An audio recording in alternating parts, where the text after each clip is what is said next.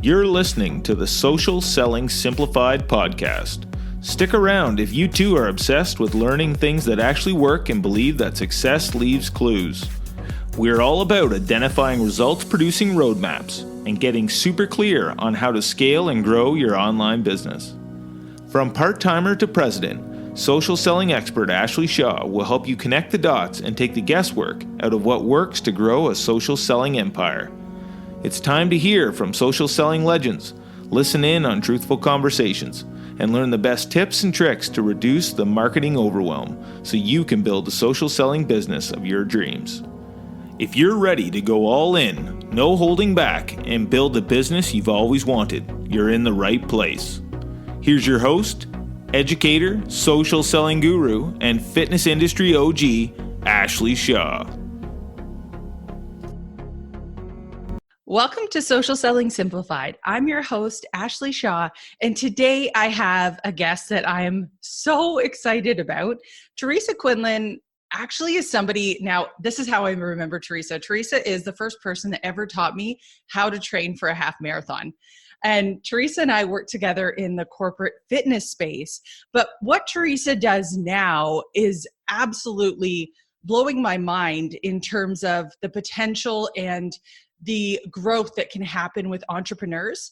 So what Teresa does is she actually helps connect the dots between your emotional intelligence and your intellectual quotient, or as they call it, emotional quotient, EQ, plus your IQ, intellectual quotient, helping you take your talents and skills to the next level and really helping you compound those. Because we all know as entrepreneurs, we need to be working in our space of strengths to really build the business of our dreams. So Teresa, thank you so much for being on the show today.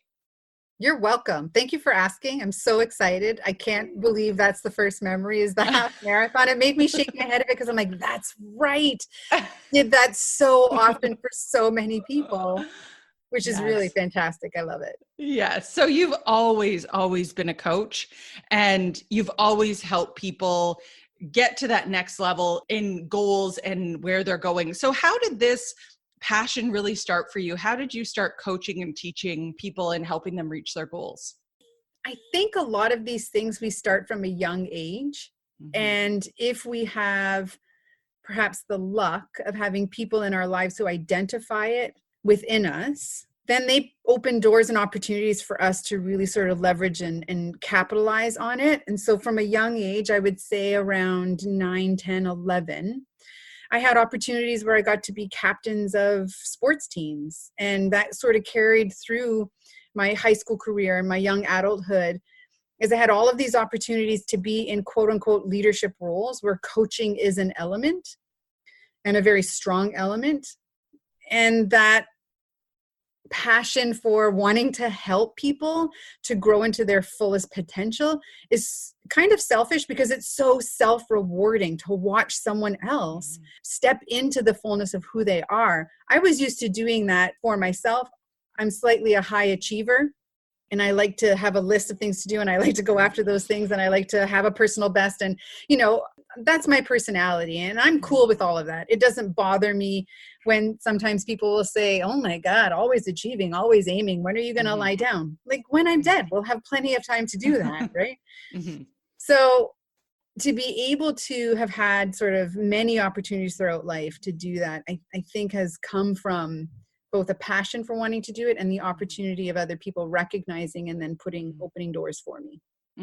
When you said when you're lucky enough to have someone in your life to recognize that just gave me goosebumps. I think back to my career in corporate and then, the different path that I'm in now.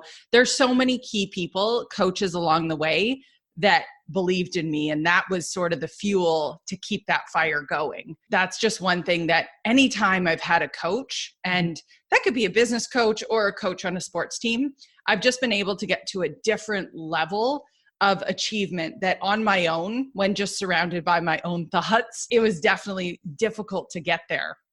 So I know that you had identified for yourself there, you had said you had sort of leveraged your own strengths, knowing you were an achiever, knowing you were a maximizer, a learner, a relator, and an empath. So can you tell us a little bit about these categories and how you define those for yourself? Where did those strengths come from? Well, Marcus Buckingham is this great book. It's the Strength Finders. So these are signature themes. Anytime you take an assessment, it's generally just going to provide you with information. You can learn more about yourself. And so how do you capitalize on these things? But the other thing it gives you is the double-edged sword.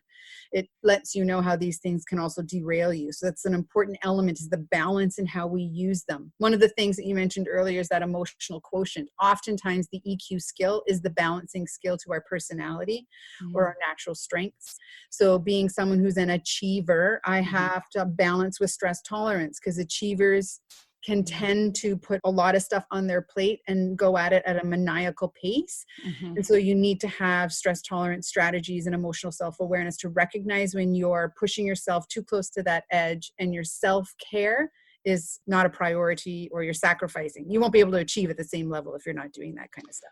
Interesting. So I love that book, Now Discover Your Strengths, where there is that quiz in there that you can figure out what your strengths are and how to leverage them. So that's an important book for anyone out there looking to do the same, understand what their strengths are. Now, what's so interesting about that? So for every strength that we have, would you say that there's a balance to that we need to also keep in check in order to be functioning still at that high level? Because if one, so let's say you're a high achiever, but you're not able to keep that stress tolerance at a certain level, then one will flip the other. Is that? That's exactly what it is. Okay. So we could take another one as an example, like empath is a strength. Empathy is an emotional intelligence skill set. The balance to being an empath or to being empathetic, which is generally a sensitivity towards other people's feelings and understanding of people's perspectives. Not agreeing with them, but really understanding them and being able to sort of wrap your head around, oh, that's what it's like for you. Okay. If I don't have the balancing EQ skill of assertiveness, then I will get lost in what they want, and I will get lost in their emotional, and I'll get pulled into their trauma or drama or whatever else they may want to do. And I'll lose my assertiveness. I'll lose my beliefs, my personal values. And that's not a good balance to be on either, because that could lead towards me then resenting them, as opposed to really leveraging what empathy is all about. Wow. That it's so funny, because we always talk about in the entrepreneurial world, like leaning into your strengths, but this piece seems to be missing. There's not a lot of people that talk about the balance to that. And I myself am definitely an achiever, and I've learned to let go of things being perfect. So that, I think that stress tolerance factor of like a B+ is okay in my books now.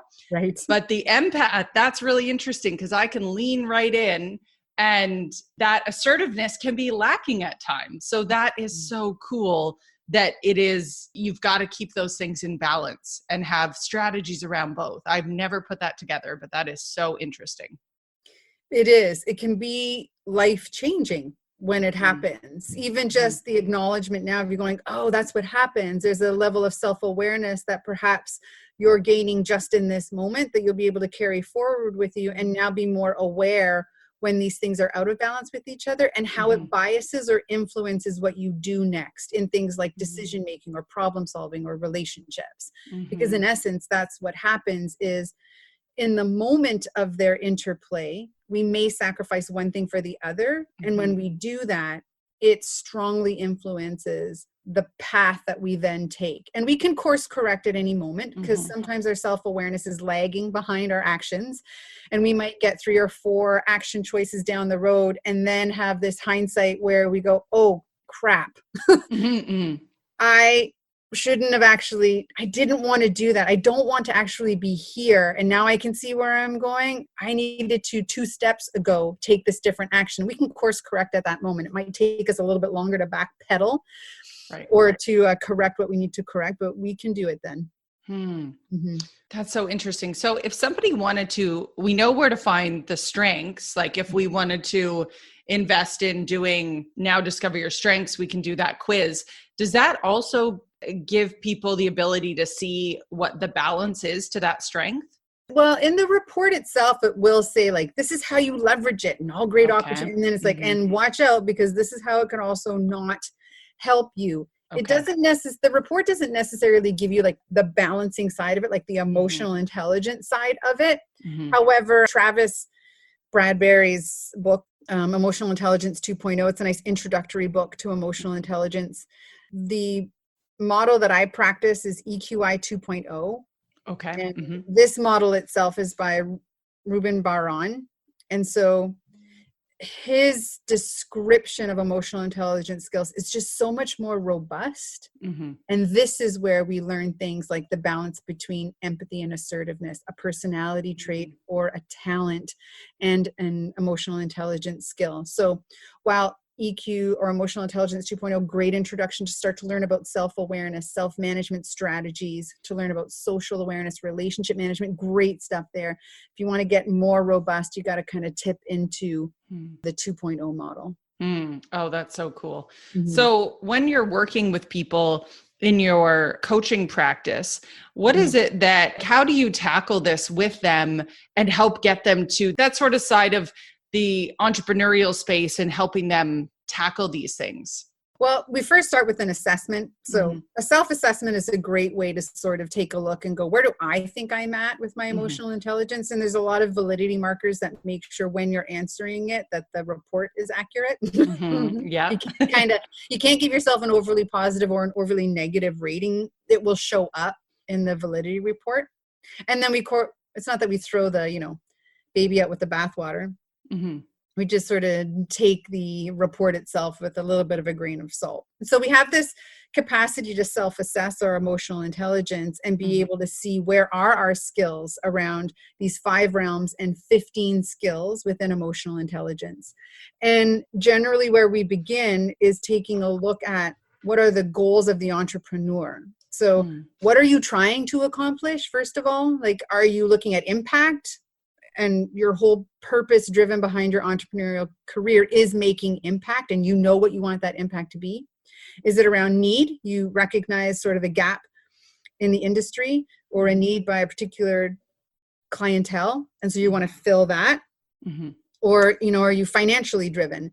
Because sometimes these are the 3 maybe pillars that sit at the front for entrepreneurs, and they may jockey for position. They may not always have the same position, but we have to be really considering those things.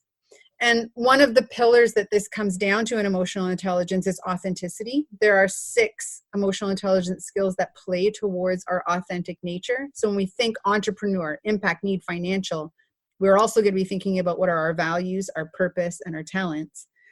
And emotional intelligence under authenticity helps us to make sure that when we are deciding these things as an entrepreneur, they resonate with who we are as an individual. Because our longevity as an entrepreneur will be, I think, directly related to all of those things that make up who we are.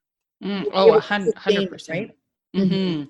So as an entrepreneur, maybe someone is, let's say they're just getting started or they're fairly new in their career. How would they know that this is something that could really help them in their business? Like, are there some key signs you start to see in the people you coach? Yes. And sometimes there's really big key signs, and sometimes they're very subtle. However, what I believe best is people are their best self-assessors as to, am I living to my potential? Am I living in my truth? And sometimes just sitting in silence allows you to figure that out. And then there are some people who are completely unaware, self-unaware. And there's actually a very small percentage of the population that would be considered self-aware. So we need a little bit of objectivity from other people to hold up a mirror.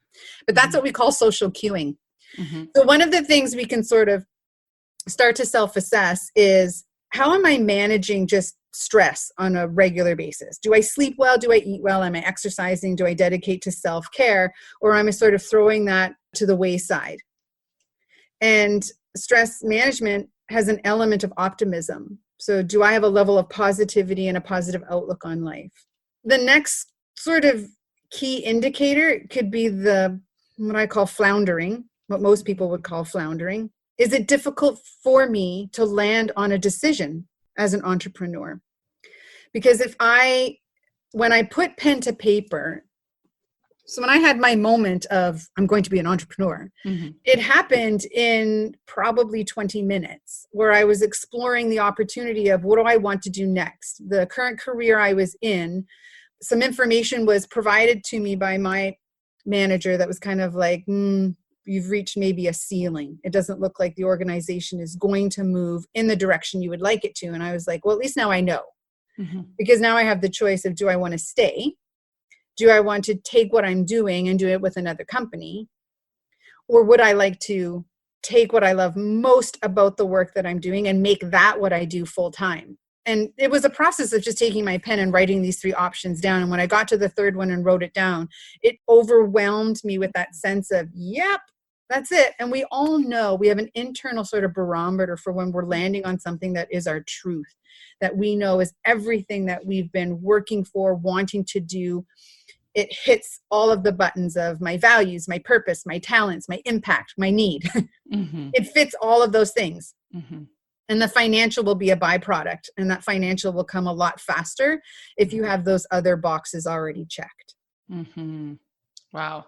Now, would you say that when you looked at those 3 decisions in front of you, because I think a lot of, let's just say maybe people that have fallen into social selling, or maybe it's people that are thinking about a change in their career path, they could do those 3 things. They could, and maybe a lot of social sellers could be moms that are deciding like, am I going to stay home or am I going to do something different? So they've got this option of, I can stay home, I can go out and go back into the workforce and do something different, or I can find something that really speaks to my needs, my values, and that truth button lights up for them.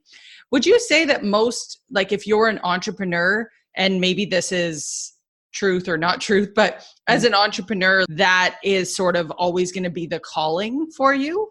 And maybe what I'm really asking is, entrepreneurship learned, or is it something that always exists in you?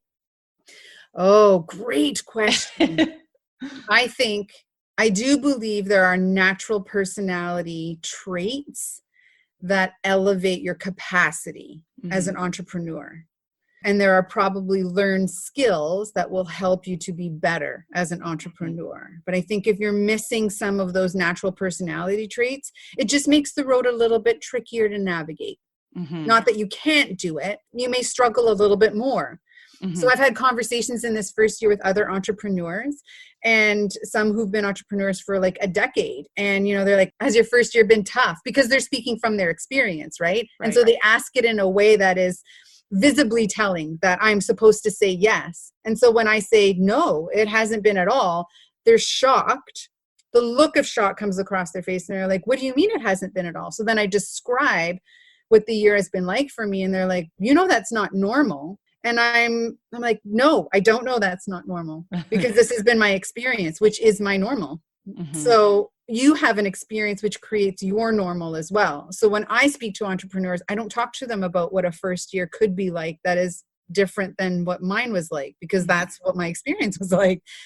So I talk to them about these things, how I made the decision, how it resonated with me. And I ask them about the same, what is resonating with you? Are you getting those boxes checked? Have you even thought about those kinds of things before? Because if you're seeking in desperation, you'll seek the wrong thing. And it will come back to you in that way as well, where it'll be a struggle and you won't be motivated to get up, and doing the work that needs to be done won't be fulfilling. And so, you know, you'll drop it before it even gains any traction, or you'll lose a crap load of money. And that is not good. Yeah. And I think there's a lot of social sellers out there that they're looking for something, and the opportunity that's presenting themselves, they do feel it's a grind to, you know, get in and do the key behaviors that they know they need to do.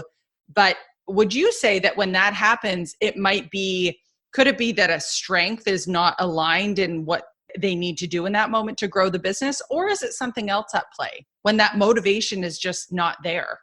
Both. Okay. So I would say a strength probably isn't at play, and that is impacting motivation. For most people to be engaged in their work, they need 20% of their work, so not very much if we think about it, to be red thread dedicated. And red sometimes has this bad color, but I want to use red thread as a really good color. Red threads are what carry our energy throughout the day. So when we think about, well, what are those things that jazz me up? I cannot wait to do. And social selling, is that calling clients? Is it doing a presentation? Is it, I don't know what it might be, but what are those things? And does your day consist at least 20% of your time doing that kind of stuff? And most often than not, when we start to look as an entrepreneur at what we're spending our time doing, it isn't utilizing that kind of talent or red thread motivation. And so it feels like a grind. Now, I would say when I look back, I spent probably 80% of my time in the red thread zone. Yeah. I did the stuff that I knew had to be done, but also loved doing, which was getting out and speaking in the community about emotional intelligence, because people didn't know who I was. And because I'm the brand, I had to be visible as to what do I have. People had to know what the value that I would bring to them. And so I put the value out there for free as much as possible. I connected with as many other people that could get me in front of the people I needed to be in front of. It was the approach of putting all of those pokers in the fire at one time to see which ones caught. And the ones that caught, those are the ones you follow. The ones that don't, stop doing them. That would be my recommendation. Yeah, it's interesting you say that with the red thread, because I think all the previous jobs I've had, it's sort of like a savings account. You pick up these things that you're like, I loved this part. I wasn't too keen on this part, or I didn't, I felt like I couldn't make an impact, or this or that. And you pick up all these things in this little savings account as you go. And I felt like for my first year of business, at that time, I was working part-time as the president of a fitness company, and then thinking, I want to teach entrepreneurs in the fitness industry. And I'm not exactly sure what I want to teach them, but I know I want to teach them something. It was sort of one foot in front of the other of continuing to do the stuff that I loved and knowing that I need to outsource the things that I'm not good at. But I think in the entrepreneurial space, at least when you're online, one of the things you have to love is being the face of the business, getting out there and having that one-to-one connection with people. Because I think that I sometimes see that with people, that they don't love getting in front of the camera or in front of an audience. But I wonder if that be, it's not that it's not an innate strength, but they haven't found the truth in which they want to speak about. And maybe that is a piece of it. Does that make sense? It totally makes sense. I think there's also a third option, is that they don't need to be the face. Right. If they're the brand, so you and I have products where we are the brand. We're the content. Yeah. We're the product. We have to be the one who then sells ourselves. We can't have a promoter. We're not fighters, right? We're not sports athletes. We don't need a promoter that's going to get us be contract. We have to be out there promoting ourselves. When you have a product, a tangible product, a clothing line, or a type of fitness workout or something like that, you can have someone else that is your promoter. If you're not that person to stand in front of the camera, you can have that kind of stuff. As you say, you can hire the people for the parts of the business that aren't your strengths. But you have to know that you are driving your strengths to the parts of the business that need you to drive, and don't have someone else do that. I think the other thing too, Ashley, is the need to get it all perfect before you start doing it. If we could just all drop that concept straight away as an entrepreneur, we will start to make ground. Allow your business to evolve. So from your perspective, you knew what you wanted to impact, but you didn't know how you were going to do it yet. I had all of my content already in my head. What I didn't know was how I was going to package it for people. And one of my talents is flying by the seat of my pants. Yeah. I've been doing that for years. And so I feel comfortable talking to people about emotional intelligence, how it can impact their bottom line, and then getting into designing on the spot what it is that they would need. I didn't need to have a product behind me to say, hey, you can buy this product and it will help you do these things. Now, what is that strength? I feel like that's a similarity with me, just in the fact that I could get on a live and not know exactly, I don't have a script, I have an idea. I'm just going to talk it through with you. But that might be something, a strength that some entrepreneurs again have, and others might be an area they want to work on. Is there a strength that comes out that you would say it would fall under that category? This is where your IQ starts to come into play. Okay. So your aptitude for certain skills, right? And as an interesting. entrepreneur, you're going to need an aptitude towards certain skills based on what kind of entrepreneurial life you're choosing. So this is, the emotional intelligence side of self-awareness. Self-regard is knowing our strengths and our weaknesses and accepting them both. And so we want to put ourselves in the arena that leverages our strengths and stay away as much as possible from the arena that is all about our weaknesses, because we will not thrive in that space. So if we don't understand what they are, then we may be picking things where we're falling flat on our face. And that might be a key indication for entrepreneurs that have tried different starts and they keep falling flat. It's because they're not playing in the arena of their strengths yet. Right. And so can you explain the difference between then intellectual quotient, emotional quotient? What are the difference between those two things? Yeah. Well, our IQ is static by the time we're 19. So, which is our aptitude, our capacity for learning. It ends. It doesn't get any better after we're 19. It doesn't mean we can't learn new things, but the depth to which we will learn things has a cap. Okay. I also want to bring in personality. So our personality is static by the time we're between 5 and 7. When people say, oh, you're competitive, oh, you're really friendly, oh, you're sensitive, like those kind of personality traits, those are static. We finish those by the time we're 5 to 7. Emotional quotient is how we understand our emotional information and then use that effectively. That's a skill set we can grow continually. It has no cap to it, no end to it. Now, our IQ will influence the depths at which we can learn it. Our personality will likely influence the standard deviation of how much we will learn something in emotional intelligence. And an example of that is, from a young age, quite stubborn. And so in my emotional intelligence journey, learned to pick up on the signal of when I'm being stubborn, which for me is generally I get quite hot. The only time I get warm.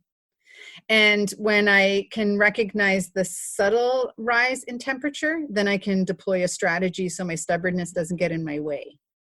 Right. Now, if I have a triggering moment where someone really challenges a decision I've made, my stubbornness can show up in full force. And I know that if I do not arm myself with flexibility, which is an emotional intelligence skill, which is adapting my emotional state, if I don't do that, I'm about to rub that person the wrong way. Like I'm about to speak in a way that will be offensive, speak in a way that will be destructive to our relationship. And we're going to have a moment where they're going to turn right off of me. And when I was a teenager, I was very good at that. I was very good at turning people off by being stubborn and competitive in the same space. Right. As an adult, I learned how that was really derailing my success. And there was a better way of going about getting a very similar outcome with a relationship intact. So would this be like a similar experience of, I know when I was in that range, 5 to 7, I was in grade 1. I knew that writing and creativity, that was just something within me that could not be stopped. It just sort of continued to flourish. So then if that is one of my skills, I don't know what we would call that, but something in my IQ, it was just this, for me, it was just a release, this ability to be creative through my writing. Would your emotional intelligence then allow you to put that skill at the forefront? I guess I'm trying to figure out how those two things will then coexist as you get older, sort of using that example. Like if creativity is something that came from a young age, how does my emotional intelligence later impact that? So creativity here would be your personality trait. Yeah. Your IQ comes into play in your mode of expression was writing. So some people with creativity, their mode of expression will be music or art, photography, knitting. Right? Yeah. So we will hone a craft, which will be related to our intellectual quotient side. We may go about learning in a certain direction to really leverage that personality. So let's think about, when does creativity get in our way? For me, I found that when I started working for corporations, I had to put a cap on it. I could only be creative to a certain extent because I needed to follow the curriculum. I need to stay on track. Right. So creativity and creatives who have lots of thought, sometimes the barrier of execution gets in the way. We have to make a decision. Great ideas. We need to make a decision. I've got 7 more ideas. Stop the idea. Yeah, we need to make a decision. Right. So impulse control is an emotional intelligence skill, and impulse control can be expressed in a couple different ways. Because it's got this phrasing, impulse control, a lot of people will think that it's just people who interrupt. But it can also be our capacity to not make decisions. Right. That we're stuck in a mode of exploring. But what about? And it takes us a really long time to come around to, oh, this is what it's going to be. And in the interim, people are waiting for you to get unstuck. I see. So that's where, a creative individual, to be innovative, requires that we problem solve. And if we're stuck in ideas and we can't get to problem solving, then we have a derailer happening.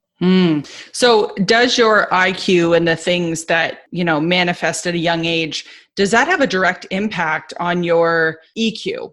Or can they be very separate? It's just some people it's all about your personality is formed, but you're going to have different emotional skills as you get older, and that just can be very different? Or do you find they're always a little bit interlinked? They're always interlinked. Okay. Absolutely. And when I look at people's profiles, emotional quotient profiles, and I get to know them a little bit more, now you see their personality has allowed them to leverage and grow certain EQ skills already. So on their profile, they have certain emotional intelligence skills that are really well developed. And that does come from personality, experience, life experiences. It does come to also our education and whatnot. So that will grow certain areas of our EQ naturally. And then we'll have other areas that we have not tapped into, or our personality trait is an actual derailer to that emotional quotient. And so we have, most of the time, emotional quotient profiles are snaky. In there, some are high, some are low, some are in the middle, and that creates an imbalance in our EQ. And EQ is best when it's balanced, because a balanced emotional intelligence equals consistency in character. And we love people who are consistent. Right. Because when we are with them, we know what we're going to get. And this goes for people with low emotional intelligence even, because I feel safe when I know what I'm going to get. I don't feel safe when I'm approaching someone who today I might get like the princess, the sweetness, the kind person. I'm also at risk at getting the asshole, right? And so we want balanced emotional intelligence, because balance is how we really execute in front of other people and with other people, and the consistency of that execution. And now we just want them all to be, high, good demonstration and amplified on steroids. So how do you think that as maybe someone that is a newer entrepreneur and, knowing that our IQ is set at a certain level, it's not going to change after the age of 19. And then we've got this EQ at play. What would be 2 or 3 tips that you would give a new entrepreneur or somebody that really wants to lean into this stuff so that they can start to, transform their business and transform the fact that they are focused in on their strengths and, balancing those things? The foundation of EQ is the self-awareness realm. So becoming self-aware, and that means different things to different people. So I just want to say, in this respect, self-awareness is I'm aware of how my emotions are at play in everything that I'm doing. And a very simple exercise to do is a reflective based exercise. So if I start today and grab myself a notebook, and at the end of the day, I think about all of my interactions that created an emotional response. Whether I want to label that emotion good or bad, doesn't matter. I'm going to write down the event itself. And then I'm going to write down my emotional response. So how did I emotionally feel? If you can name the emotion, even better.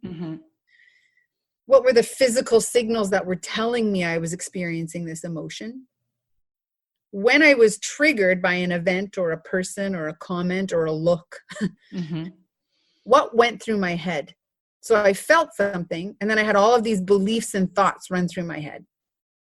I need to capture those beliefs and thoughts, because beliefs and thoughts amplify my emotional experience. They either confirm something for me, or they get me to start looking at a different perspective. Most of us who are not self-aware, our thoughts and beliefs amplify our emotional experience. We're just confirming how we're already feeling. But how we're feeling is a response from our amygdala, the part of our brain that's just programmed to fight or flight. And all of our life experiences leading up to this moment have been emotionally hardwired into our amygdala. So for example, if my mother always produces a negative emotional response, so triggers anger, every time I see her, I will feel the sensation of anger. And then thoughts and beliefs that run through my head will confirm the emotion of anger. Like I'll remember everything that she's ever done in the past that's made me angry, and I'll just amplify the anger experience. And my amygdala, every time I see her, just keeps storing anger. So every time I see my mom, I immediately feel angry. The only way for me to change that emotional response is to start challenging my beliefs and my thoughts, looking from a different perspective, giving a different answer to something. And sometimes I'm not objective enough to do it myself. So I would ask other people, hey, if this situation happened to you, what would have been your response? What do you think that meant? And they provide a new perspective for me. And I go, oh, I never thought about that before. And you're like, yeah, exactly. You never thought about it before. So start thinking differently. Well, if you were to have had these different thoughts, what would your emotional response have been? I wouldn't have been angry. I would have been joyful. So even the practice of challenging our thoughts and writing down a new emotion stores that in our amygdala as a different option. And what we're doing, if we practice this over and over and over again, is we're retraining our amygdala to have a different emotional experience. What does this do as an entrepreneur? It helps us to expand our perspective. And perspective expanding gives us the capacity to innovate. So it allows us to look at things from different angles. If I only look at something in the same way I've always looked at it, I will not see something different. I will not see a different way. Entrepreneurs need to be creative problem solvers. They have to be able to look at, I'm not getting the financial, what do I need to do? I'm not getting the impact, what do I need to do? I'm not solving the need that's out there. What do I need to do? If I keep sticking the same poker in the same fire, I'm not going to change the outcome. And so this exercise helps us to retrain our emotional experience, and that expands our perspective, which allows us to be way more creative and innovative. Plus, we also start to become much more aware of ourselves. Right. So an example of this could be if, the people listening to the call today want to do that Now Discover Your Strengths quiz, they're going to be more aware of the things that typically might get them caught up. I know for me, for example, one thing was stress tolerance. So if I know that that is one of the things that, I need to be aware of because I'm an achiever, that's on the other side of it, then I can be more aware of those things that cause me to feel like my temperature go up. I feel myself getting stressed. And then I can sort of change the way I react to that. Instead of just going unconsciously into that fight or flight, I can begin to unpack that a little bit when I feel if that stress indicator is my temperature rises, my breathing is increasing. I can decide in that moment, instead of just leaning into that, I'm going to meditate for 5 minutes. I'm going to follow these steps instead. Yeah, going to give myself 3 deep breaths. Your mention of meditation is probably one of the most important things that every emotionally intelligent individual does as a practice, is mindfulness or meditation. It's on everybody's checklist. Yeah, it helps you definitely become an observer instead of just being in all the thoughts and not being able to see it from above. Meditation is by far one of the things that has become a morning and evening practice. And it's something that I don't miss now at all in my schedule. It's easy. Instead of snoozing, I put on a 5-minute meditation. Instead of just going to sleep, I just put on a meditation. It's definitely a bookend to my day.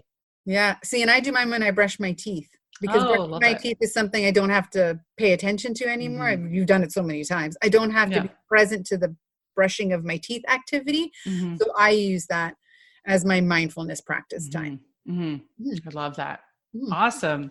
And so, Teresa, everything that you've shared with us, I feel like there's definitely a part 2 and a part 3 to all of this. There's so much good information here. What is the best way for people to continue to follow you and learn more about what you do, and how can they get in touch with you? So on LinkedIn, Teresa Quinlan is a great way to connect with me or follow me as well, because I post content every day. My website information is there. So it's kind of like a nice single spot to go to get stuff about me and make it really simple. And then I do have a YouTube page by my name as well, where every single piece of video content I've ever produced exists. And it's basically a degree in emotional intelligence if you watch all of them. So you could chip away at your emotional intelligence journey with live video snippets from myself. Okay. And Quinlan is? It is Quinlan. Awesome. Well, thank you so much, Teresa, for being on the show today. I really, really appreciate your time. And I'm so excited for our listeners to be able to dive in. You're welcome. Thanks for having me. Awesome. Thank you so much. If you're ready to go 100% in building the business of your dreams, I'd love for you to apply at ashleyshaw.ca/mastermind. Thank you so much for listening to the podcast. I'll see you right back here for the next episode on Social Selling Simplified.